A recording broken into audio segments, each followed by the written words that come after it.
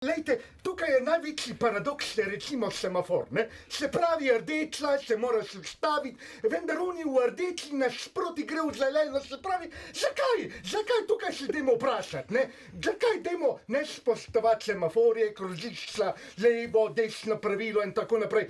Če gremo v bistvo, ne? Rdeča luč pomeni, da se oddaljuje, ne? Se pravi, gre v vesolju naprej, se pravi, to je že Hubble prišel do tega, the paradox is that all the semaphores, it's not said semaphore in English, but I don't know exactly the word in Slovenian.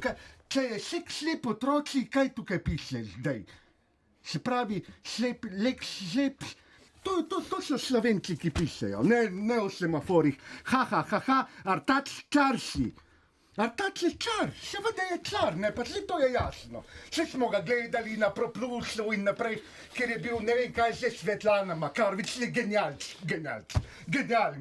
je, ne, sicer res ga ne maram, ker je prašec, ne, prašec. Čakajte, gospod Žižek. Ne, on je prašec, on je delal recimo na nekem Proplusu, tukaj ga pa plačujemo za 12,75 €, ne, in tukaj je treba stvar rešiti. Porca Madonna. Semafor. Ja, semafori so glavni problem, ne pa Artač, še uno, tretje, četrto, pa Laibach, pa ne vem kaj se vse, vedno goni na isto, ne?